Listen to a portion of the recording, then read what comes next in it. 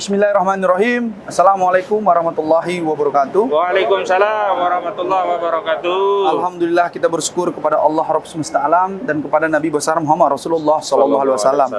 Kami dari Koalisi Persaudaraan dan Advokasi Umat bersama para ulama, para kiai dan juga dari ormas pejabat dan juga umat yang lain datang ke Mabes Polri.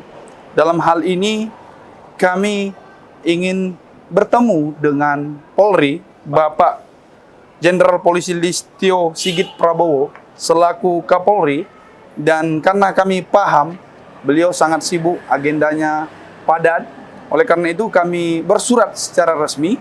Ini buktinya, surat tanda terima yang pada pokoknya ini semua bahwasanya kami ingin meminta atau melakukan audiensi kepada Bapak Sigit dalam perihal kasus yang ditimpa oleh abang kami, Bang Edi Mulyadi, terkait pembahasan yang mengenai jin buang anak, yang pada prinsipnya menurut kami sebagai praktisi hukum ini tidak memenuhi unsur-unsur delik pidana, karena bahasa-bahasa seperti jin buang anak, bahasa-bahasa sepi, hanya ditempati orang-orang yang terdahulu, itu biasa saja.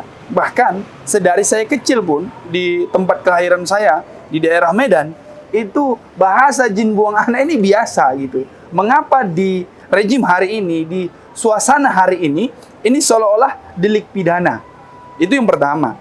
Yang selanjutnya, mengapa ini tidak bisa masuk ke delik hukum atau delik pidana?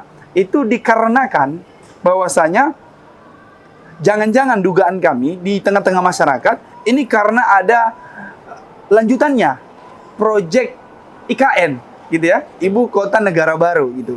Jadi kami juga bertanya, jangan-jangan ini bukan persoalan jin buang anak gitu, tetapi persoalan tolak proyek IKN seperti itu. Jadi kami menduga kuat ini bukan persoalan jin buang anak, bukan persoalan delik hukum, delik pidana begitu, tapi persoalan nuansa politik karena ada penolakan terkait IKN ini.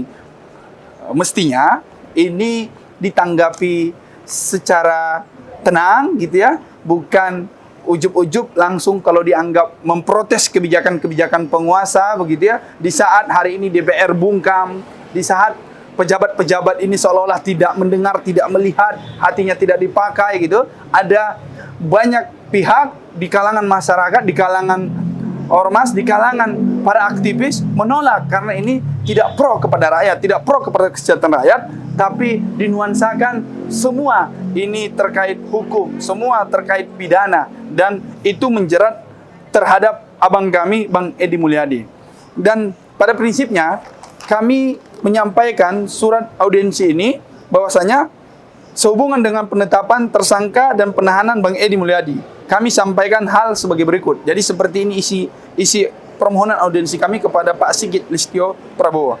Yang pertama, bahwa kritik dan masukan wartawan senior Bang Edi Mulyadi telah memetik perdebatan hangat di tengah masyarakat, dan banyak anggota masyarakat yang semakin memahami esensi proyek IKN adalah untuk kepentingan oligarki, bukan kepentingan rakyat.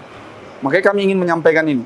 Yang kedua, bahwa masyarakat menilai apa yang dialami oleh wartawan Edi Mulyadi adalah kriminalisasi karena sikap kritisnya kepada sejumlah isu keumatan, baik terkait peristiwa KM 50, kilometer 50, pembantaian 6 pemuda, 6 warga negara, termasuk terhadap proyek IKN yang hanya menguntungkan kepentingan oligarki. Yang ketiga, bahwa sejumlah tokoh dan ulama dari Jabodetabek, juga dari Banten, Bandung, Surabaya, dan sejumlah wilayah lainnya telah menyampaikan keprihatinan atas penahanan wartawan Edi Mulyadi dan ingin menyampaikan pandangannya terhadap isu terkait proyek IKN dan permintaan pembebasan dan setidaknya penahanan terhadap wartawan Edi Mulyadi. Karena itu kami menyampaikan permohonan audiensi kepada Pak Jenderal Sigit Prabowo. Oleh karena itu, inilah yang menjadi hangat gitu, hangat tapi jangan dikaitkan ini delik pidana, ini delik hukum seperti itu, sehingga banyak orang-orang yang kritis ini pada ditangkap begitu.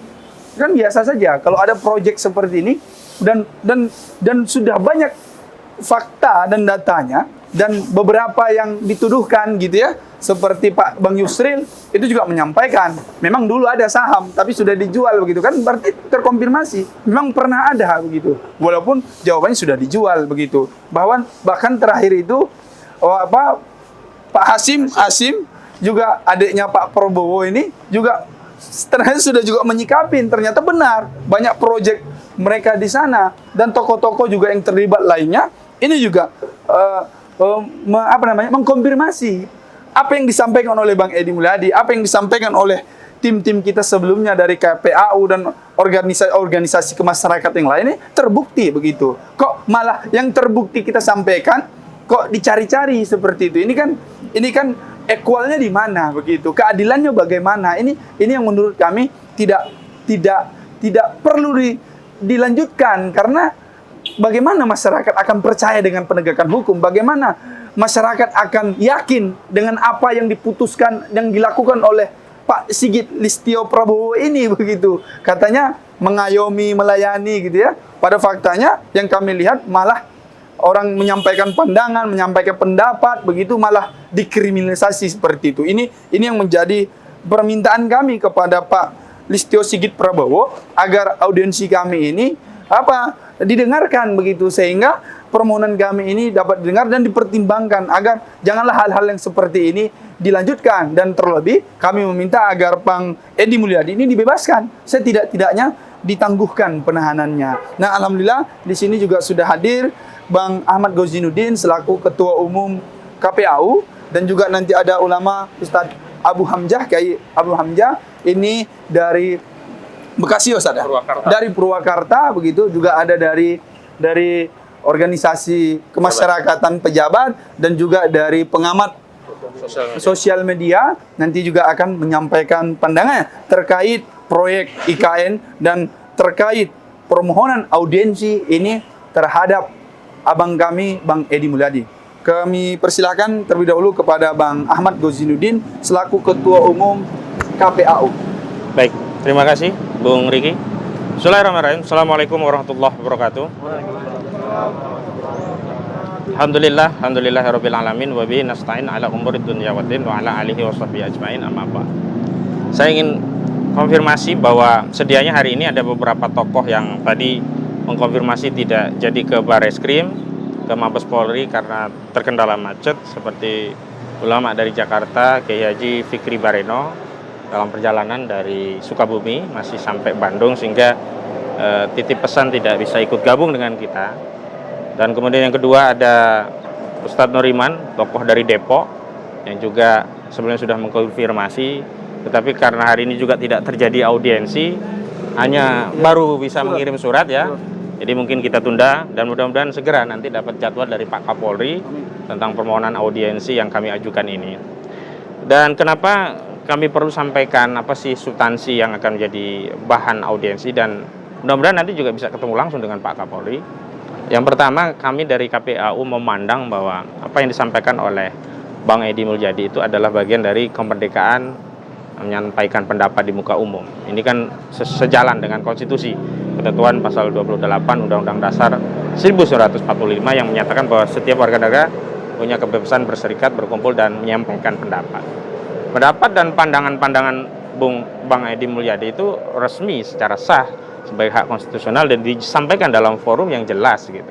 Waktu itu kami dari KPAU mengundang beliau pada acara press conference terkait rencana pengesahan Undang-Undang IKN, yang satu undang-undangnya akan diketok tanggal 18 Januari 2022. Kami undang beliau 17 Januari 2022, dan dalam pandangan-pandangan beliau luar biasa.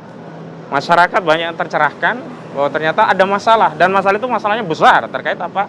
Terkait proyek IKN. Yang pertama terkait lahan, ternyata baru kita ketahui dari Bang Edi Mulyadi, yang beliau juga punya data-data akurat diperoleh dari Walhi, dari final report, dan di situ dikasih judul oleh Walhi dalam sebuah buku Ibu Kota Negara untuk siapa begitu. Dan di sana ternyata lahan-lahan yang ada di ring 1, 2, dan 3 itu dikuasai oleh sejumlah pengusaha dari Jakarta ya, bukan pengusaha Kalimantan. Ada Sukanto Tanoto, ada Hasim Joyo Hadikusumo, ada Reza Herwindo, termasuk ada Saudara Luhut bin Sarpanjaitan. Dan data-data itu valid. Dan beberapa sudah mengkonfirmasi memang ia memiliki, dan yang belum adalah Saudara Luhut bin Sarpanjaitan. Sampai hari ini Saudara Luhut bin Sarpanjaitan belum buka suara, belum juga melaporkan Walhi ke Polda Metro Jaya. Semestinya kalau memang itu fitnah kan dilaporkan seperti Haris Azhar dan Fathia Maulidianti. Tapi karena Saudara Luhut bin Sarpanjaitan tidak melaporkan, kan berarti pengakuan. Dalam hukum perdata itu sesuatu yang tidak ditanggapi, didiamkan, berarti itu benar. Berarti itu menjadi bukti memang data-data yang diungkap oleh Walhi itu benar adanya, dan diantaranya data-data terkait Luhut bin Sarpanjaitan punya perusahaan tambang, dan perusahaan tadi meninggalkan 50 lubang tambang. Dan 50 lubang tambang ini yang diduga akan mendapat pemutihan dosa. Nah, itu yang jadi soal. Dan sebenarnya saya mendapatkan pesan dari sejumlah tokoh. Seminggu yang lalu kalau tidak salah, saya ke Banten dan bersama ulama dan tokoh Banten juga menyampaikan dukungan kepada Bang Edi Mulyadi, termasuk penolakan terhadap proyek IKN ini begitu. Dan hari ini sedianya kami juga ingin menyampaikan langsung hal ini agar diketahui oleh Pak Listio Sigit Prabowo selaku Kapolri begitu ya. Karena kami tidak ingin apa yang informasi yang diterima oleh Pak Kapolri itu berbeda dengan kondisi di lapangan gitu. Ya, di masyarakat sebenarnya bagaimana, kemudian aparat bertindak seperti apa. Ini yang kami tidak ingin. Kalaulah nanti pandangan kami sudah kami sampaikan, kemudian Pak Kapolri punya pendapat lain, ya kami hormati pendapat itu. Tapi kami ingin bahwa setiap fakta-fakta yang ada di tengah masyarakat itu bisa diserap langsung oleh Pak Kapolri, terutama nanti ada nasihat-nasihat dari tokoh, dari ulama. Karena di negeri yang mayoritas muslim ini Pak Kapolri harus mendengar saran nasihat dari ulama. Karena al-ulama warasatul anbiya. Nah, dalam doktrin ajaran agama Islam, ulama itu adalah pewaris para nabi. Walaupun Nabi SAW telah lama, ya sudah telah lama meninggalkan kita, tapi warisan beliau berupa ilmu itu masih lestari ya. Siapa yang melestarikan ilmu itu adalah para ulama. Nah, terkait Bang Edi Mulyadi, kami juga ingin sampaikan ya second opinion kepada Pak Kapolri, karena selama ini kan kalau kita bertemu dengan penyidik di bawah itu kan mereka selalu berkata kami tidak punya wewenang Pak, kami hanya menjalankan perintah Pak, kami hanya menjalankan kebijakan atasan Pak. Nah, karena kebijakan tertinggi itu ada pada Pak Kapolri begitu kan, kami ingin sampaikan langsung bahwa ujaran jin buang anak itu bukan pidana. Bahkan kami dapat nih dari Profesor Dr.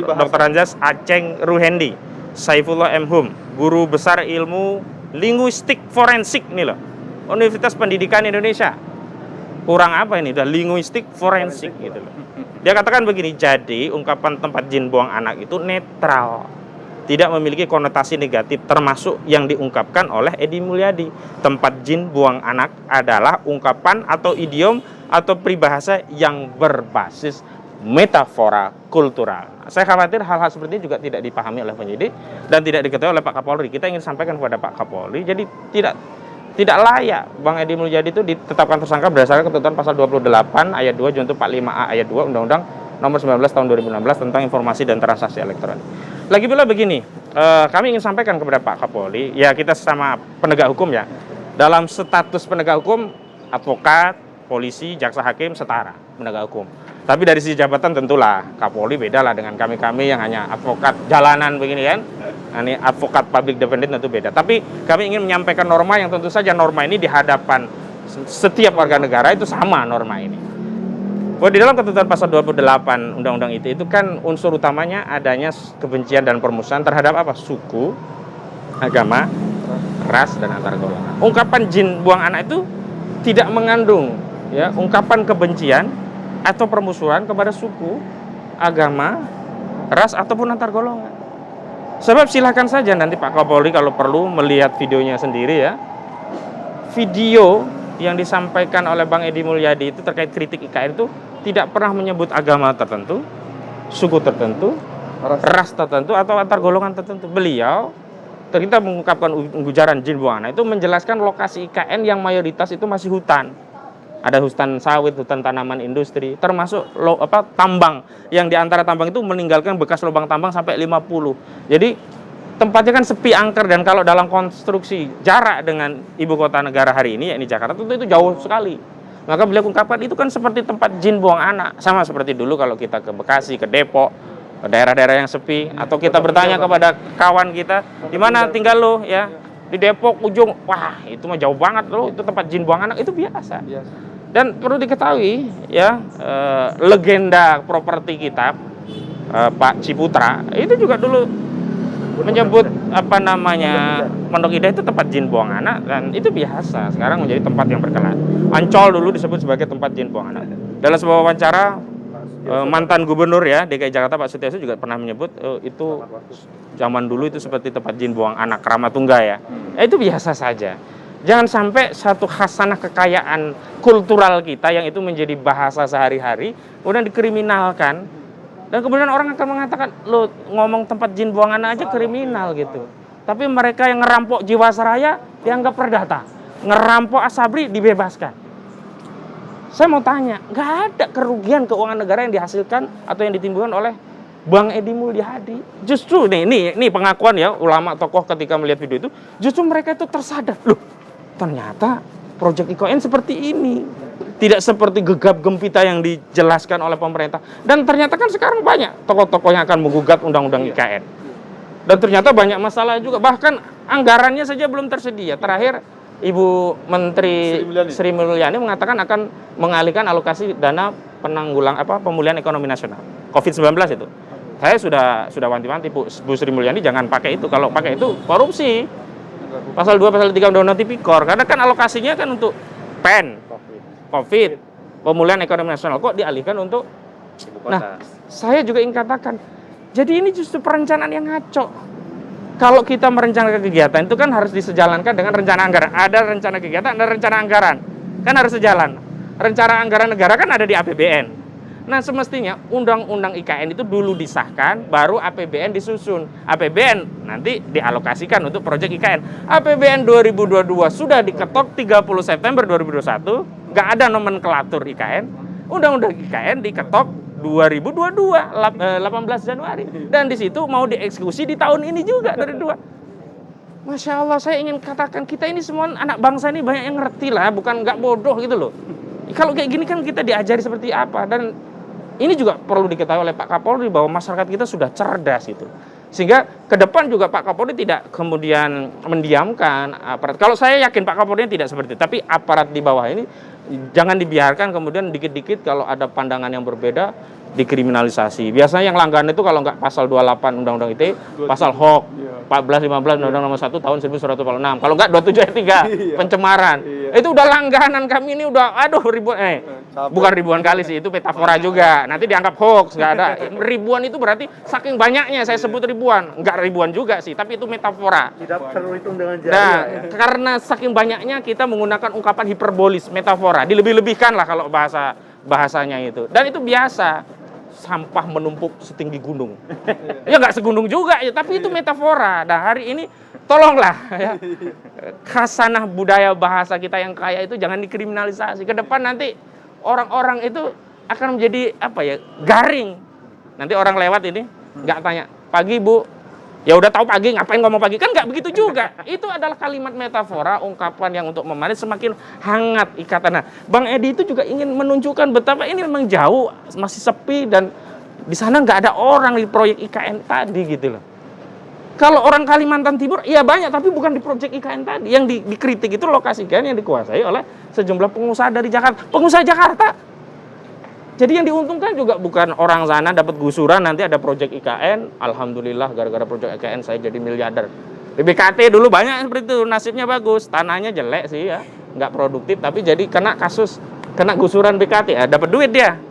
Nah, itu bersyukur. Nah ini enggak, yang dapat, ya kalau dapat duit penggantian lahan tadi, ya yang punya konsesi lahan, Sukanto Tanoto, Hasim, ya kan, terutama Sukanto karena dia di ring satunya semuanya di Sukanto Tanoto. Tapi kalau Hasim tuh ring 2 kan. Nah, kalau ring 2, ring 3 juga tetap diuntungkan karena dia marketnya akan naik. Nah, nanti kalau ada kota penyangga kan nggak mungkin nggak ada properti untuk ASN dan sebagainya yang tinggal. Nah, di proyek itulah yang kemudian semua diuntungkan. Siapa yang diuntungkan? Apakah rakyat?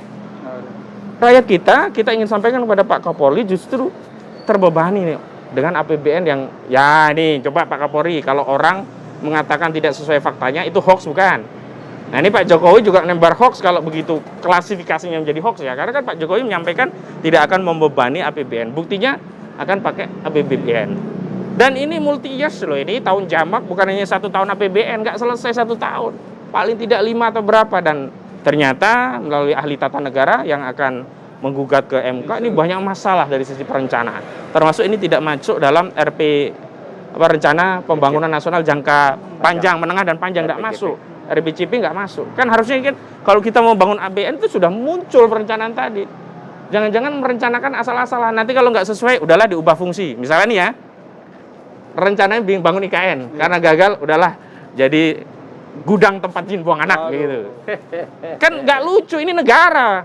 Sama seperti kemarin, rencananya bikin bandara. Karena nggak sesuai ekspektasi, rencananya buruk, jadi bengkel pesawat. Kan nggak lucu begitu. Untuk urusan bandara saja, Kertajati saja, perencanaannya buruk, nah kami khawatir. Ini bukan proyek properti. Kalau proyek properti yang rugi, misalkan kayak Merkata, ya, grupnya Lipo rugi, bodoh amat, kami nggak ada urusan. Tapi ini proyek yang didanai oleh APBN. Uang rakyat kita yang bayar. Berat, apa dampaknya? Harga-harga naik, BBM subsidi dikurangi, semua menjadi sulit. Dan ini yang penting untuk disampaikan kepada Pak Kapolri. Selanjutnya begini.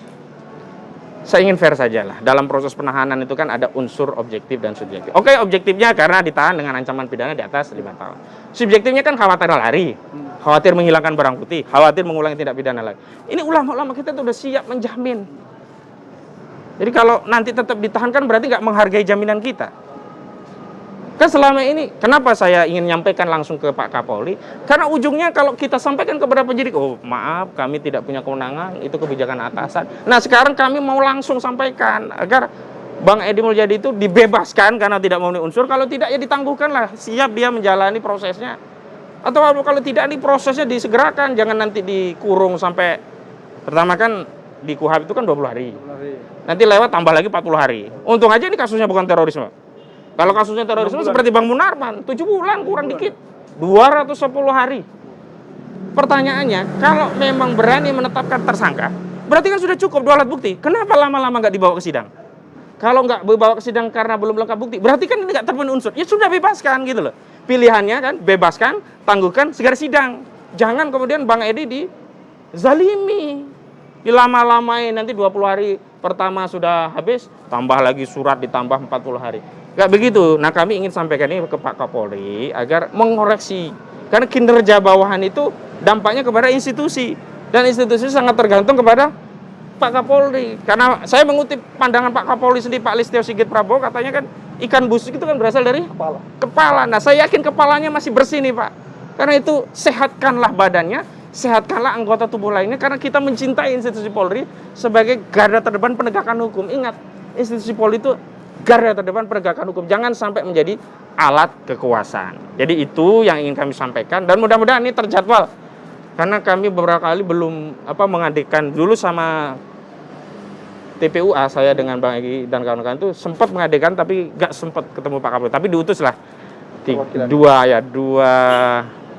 bintang 2 kalau nggak salah waktu itu, bintang 2 atau bintang 1 lupa saya. Saya ikut cuman saat itu tidak langsung ketemu Pak Kapolri, itu kaitannya kasus Densus. Nah, di follow up juga surat kita. Temu tapi bukan Pak Kapolri. Perwakilan yang menemui. Nah mudah-mudahan kalau surat kita ini nanti bisa langsung ditemui Pak Kapolri. Itu saja yang bisa saya sampaikan, kurang lebih ya, mohon maaf. Billahi taufiq wal hidayah wal afu minkum. Wassalamualaikum warahmatullahi wabarakatuh. Langsung saja kepada Ustadz Abu Hamzah yang ingin menyampaikan pandangannya.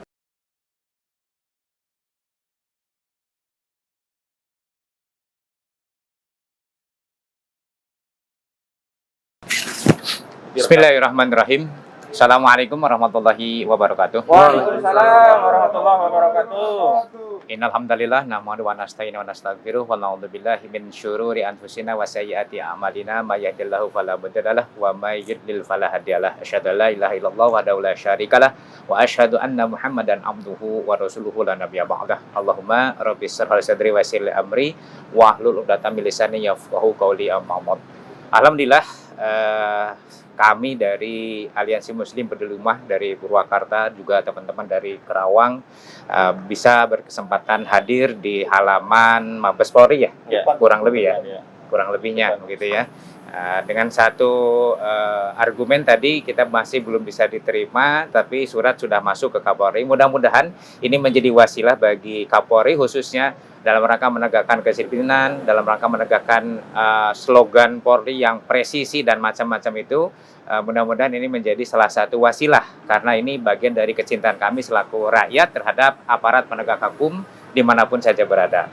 Wabil khusus pada kesempatan yang berbahagia ini, apa yang ingin saya sampaikan pertama terkait dengan kewajiban seorang muslim. Man ra'a minkum munkaran falyughayyirhu biyadihi fa illam yastati fa bilisanihi fa illam yastati fa biqalbihi wa dzalika adzabul iman. Rawahu Imam Muslim ya. Jika seorang muslim melihat kemungkaran maka ubahlah dengan tangannya, jika tidak mampu rubah dengan lisannya, jika tidak mampu rubah dengan hati, dan dengan hati merubah kemungkaran adalah selemah-lemahnya iman. Apa yang dilakukan oleh Bang Edi Mulyadi, wartawan senior yang merupakan kebanggaan kami umat Islam, adalah bagian dari upaya menyampaikan kebenaran, mengungkap adanya kemungkaran, dan beliau berani menyampaikan secara lisan. Ya, kenapa? Karena kemampuan beliau sebagai seorang jurnalis ya kalau tidak tulisan ya dengan lisannya. Maka dari itu tentu sebagai bagian dari sama kaum muslimin yang alhamdulillah banyak informasi yang sudah beliau sampaikan dalam kanal pribadi beliau baik di YouTube atau sosial media yang lain, yang tadi sudah disampaikan beberapa kali oleh Bang Ahmad Rozinuddin, Bang Riki dan yang lain-lainnya, memang betul-betul mencerdaskan. Kami sangat berterima kasih bahwa pada awal ketika disebutkan ibu kota negara pindah atau hendak pindah dan lain sebagainya, terkesan ada semacam akan lebih modern dengan bangunan fisik yang mentereng, ada simbol-simbol yang sangat luar biasa, kelihatannya memang indah sekali. Namun ternyata setelah beberapa kali kita melihat tayangan dari Bang Edi Mulyadi dan juga tidak hanya Bang Edi Mulyadi, saya lihat pakar-pakar yang juga memang mengerti dalam urusan tata kelola pemerintahan, upaya pemindahan ibu kota, termasuk juga dampak-dampak lingkungan dan lain sebagainya. Kami terus terang merasa tercerahkan dengan adanya informasi-informasi yang terus disuarakan salah satunya oleh Bang Edi Mulyadi ini. Maka tentu upaya yang dilakukan oleh Bang Edi dengan tadi ya bahwa ada kalimat-kalimat yang malah ini yang dipersoalkan, kami justru menjadi semakin aneh. Esensi dari apa yang disuarakan oleh Bang Edi ini adalah penolakan beliau terhadap proyek IKN. Lah kenapa yang dihajar adalah jin buang anaknya? Nah, terus kemana kritikan beliau, penolakan beliau terhadap proyek IKN yang justru itu menjadi materi inti dari apa yang beliau sampaikan di acaranya KPAU ya, kurang lebih. Ya. Nah, di saat yang bersamaan pula, saya tidak hanya melihat channelnya Bang Edi Mulyadi, banyak juga channel-channel yang lain. Bahkan belakangan saya mendapati beberapa tokoh umat ini mau menggugat Undang-Undang IKN ke Mahkamah Konstitusi. Apa jadinya kalau mereka pun misalnya dianggap sebagai kritikan yang tidak disukai oleh rezim, apa jadinya kalau mereka semuanya ditangkap juga? Ini kan bingung begitu. Terus suara umat yang semestinya bisa difasilitasi dengan pandangan-pandangan yang apalagi tadi ada rekomendasi dari Walhi, ada rekomendasi dari jaringan tambang, Jatam dan macam-macam gitu. Saya nggak begitu hafal semuanya. Tetapi justru saya mendapati itu semuanya salah satunya melalui channel Bang Edi Mulyadi ini. Nah, maka tentu terkait dengan hal itu semua, kami mewakili barangkali sebagian ulama yang memang memiliki keinginan untuk tetap menegakkan apa yang namanya sebaik-baik umat. Kuntum khaira ummatin ukhrijat linnas ta'muruna bil ma'ruf wa tanhauna 'anil munkar wa tu'minuna billah. Ya, Quran surat Ali Imran ayat 104 misalnya menyebutkan seperti itu. Kalianlah umat yang terbaik yang dilahirkan di tengah-tengah manusia untuk menyeru amar ma'ruf nahi munkar dan beriman kepada Allah Subhanahu wa taala. Kami iri kepada Bang Edi. Walau alam apakah beliau punya background agama, lulusan pesantren, tetapi beliau berani menyampaikan kebenaran. Beliau berani menyampaikan al-haq, walau hasilnya pahit berupa ditangkap dan dimasukkan ke bareskrim. Tetapi inilah resiko bagi seorang muslim ketika dia berkeinginan menjadi khair ummah, sebaik-baik umat.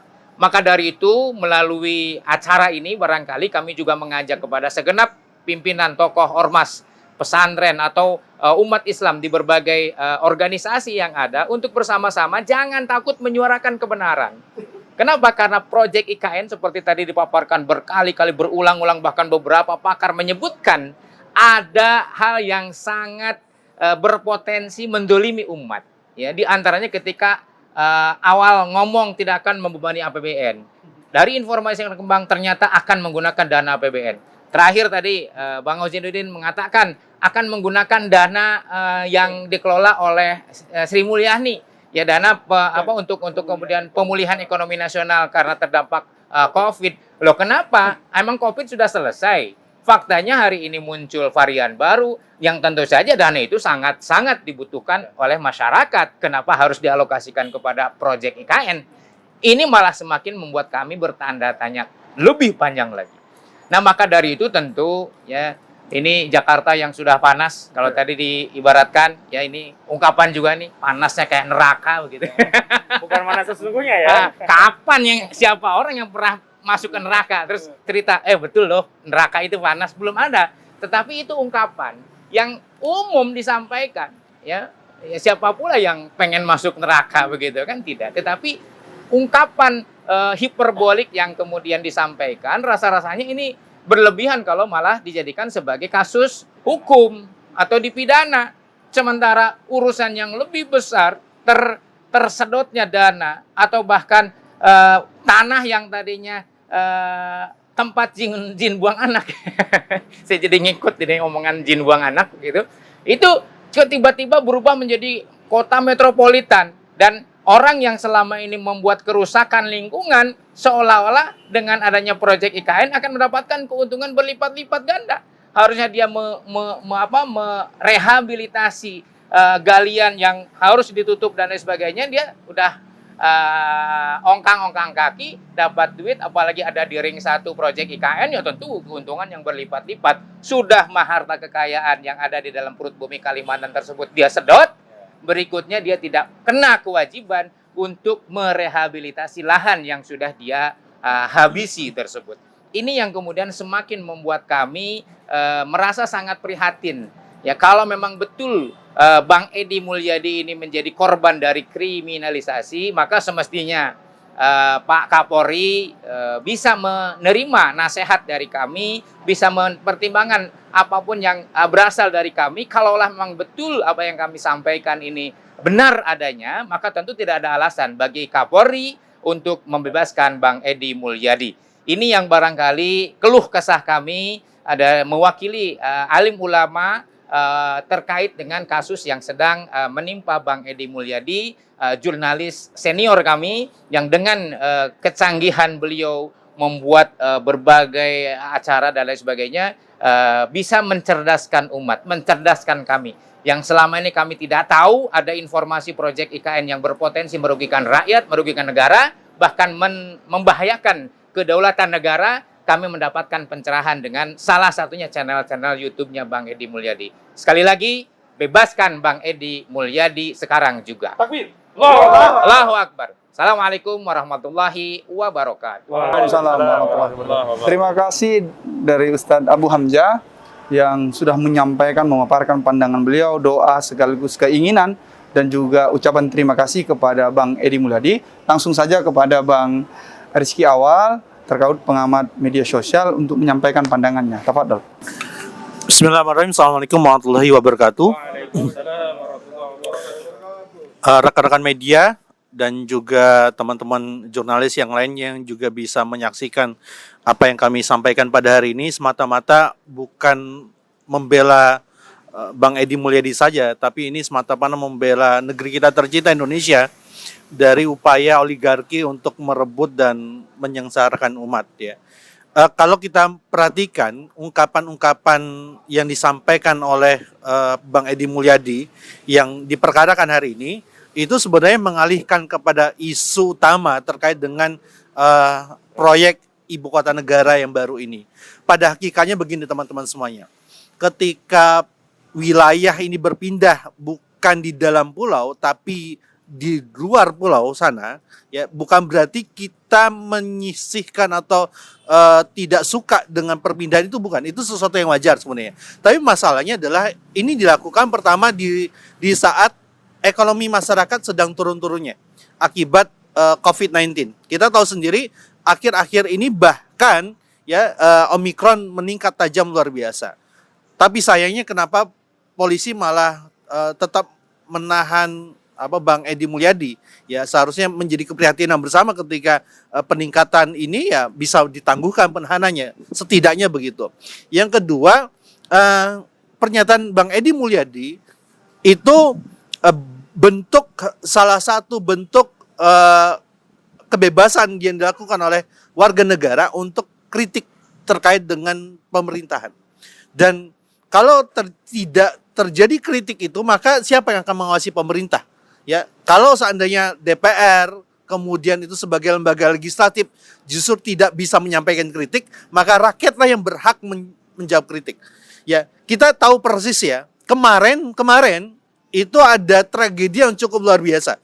Ada desa Wadas namanya di kawasan Purworejo, Jawa Tengah. Ya, kita melihat bagaimana bentuk, saya nggak tahu. Ya, kalau teman-teman melihat gitu, mungkin karena bukan di Jakarta kejadiannya, sehingga media tidak memblow up begitu luar biasa. Bagaimana masyarakat desa Wadas ini dalam tanda kutip ya diisolasi.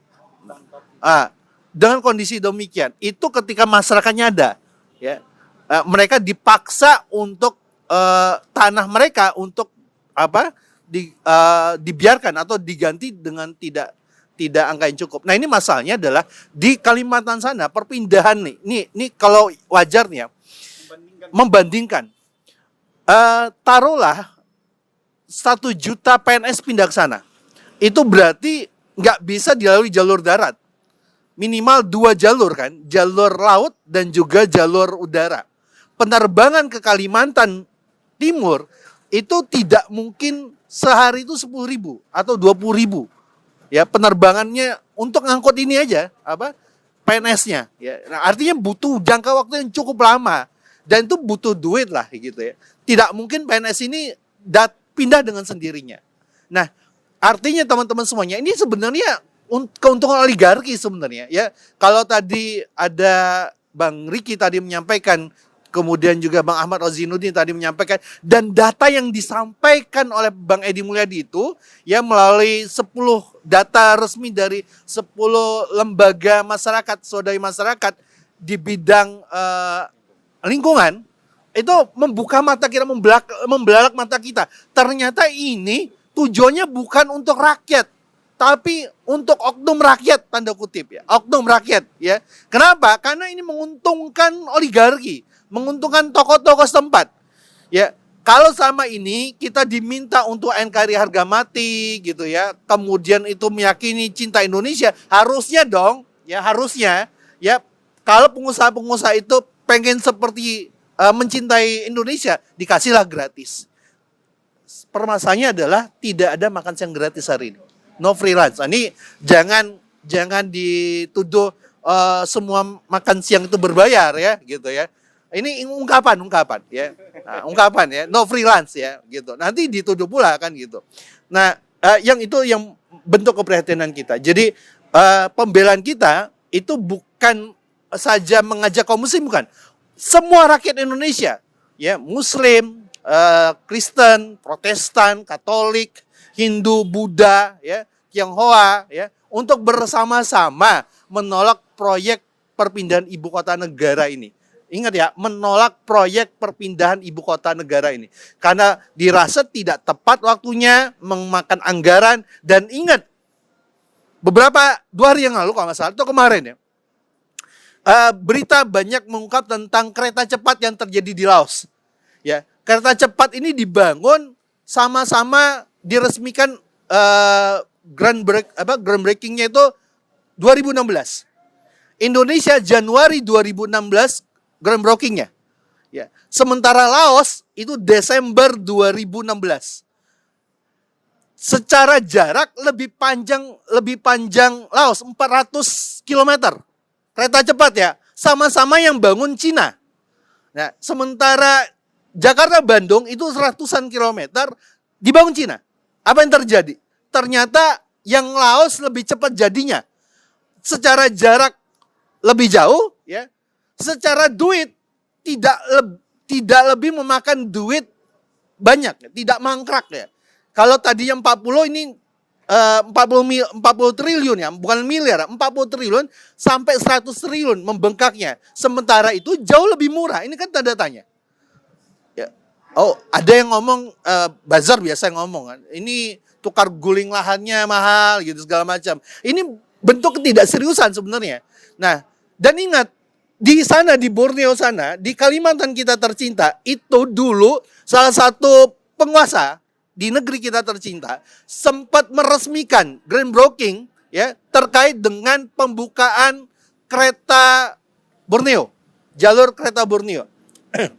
Saya mau tanya, apa kabar jalur kereta Borneo hari ini? Ya, apa kabar? Nah itu groundbreakingnya wah luar biasa. Kata Pak Anies Baswedan itu, saya tidak mau dari awal itu membanggakan groundbreaking, ternyata nggak jadi. Ya, nah ini ada beberapa pejabat yang groundbreaking tapi nggak jadi-jadi proyeknya. Dan ini kita khawatir loh, duit loh ini, masalah duit. Yang keluar itu duit negara. Kalau seandainya itu membengkak, yang tersiksa ya kita, rakyat. Ya, rakyat, pengusaha juga kan loh. Kenapa? Karena pasti diambil dari pajaknya. Dan kalau pengusaha diambil dari pajak, ya dia pasti menaikkan harga-harga yang diusahakannya. Siapa yang kena? Ya kita rakyat. Udahlah minyak goreng sekarang mahal luar biasa, susah yang murahnya ketemunya. Insya Allah. Ini di permasalahan yang seperti ini. Ya, kami berharap sekali lagi teman-teman masyarakat Indonesia dimanapun berada, ini tidak sekedar ditolak oleh kaum muslimin. Ayo semuanya yang ngaku warga negara Indonesia yang bijak, ya, nggak sekedar bayar pajak ya, yang bijak yaitu menolak proyek ibu kota negara ini. Assalamualaikum warahmatullahi wabarakatuh. Ya, alhamdulillah kita tadi sudah dengarkan beberapa pandangan dari saya, Bang Ahmad Ghazinuddin, mewakili dari segi hukum, dan juga ada dari Ustadz Abu Hamzah dari kerangka Islam, dan juga dari pandangan ulama, para kiai dan para santri, dan juga dari Bang Rizky Awal dari kalangan pengamat sosial, media sosial seperti itu. Nah, ini menunjukkan kepada kita semua ada problem di proyek ini, ada problem. Dan ketika ada problem, tentu harus ada yang bersuara. Nah, bersuara itu si semua, termasuknya diantaranya kita. Dan apa yang terjadi terhadap abang kita, Bang Edi Mulyadi ini mengkonfirmasi kepada kita semboyan-semboyan kebebasan, berpendapat, dan beliau juga latar belakangnya terlebih beliau itu wartawan senior gitu, diperlakukan seperti itu. Berarti kan ada indikasi kuat di belakangnya. Siapa Bang Edi? Bang Edi ini ternyata aktivis yang senantiasa menyuruhkan kebenaran, yang memprotes segala kejoliman yang dilakukan di negeri ini, termasuk peristiwa-peristiwa yang bersejarah, misalkan kilometer 50, bagaimana itu belum diungkap, beliau juga protes. Nah, ini kan masyarakat seperti itu. Nah, ini bayangannya. Dan untuk penutup, kami sampaikan kepada Bang Ahmad Ghazinuddin untuk menyampaikan penutupnya. Terima kasih.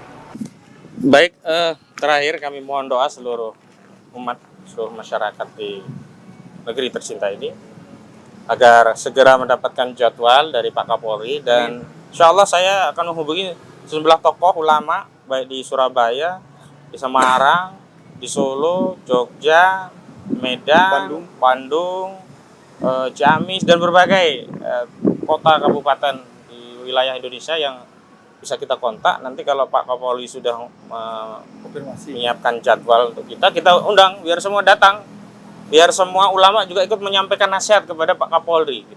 Karena sesungguhnya ya ulama itu kan menyayangi institusi Polri, kita tidak ingin institusi Polri digunakan menjadi alat kekuasaan.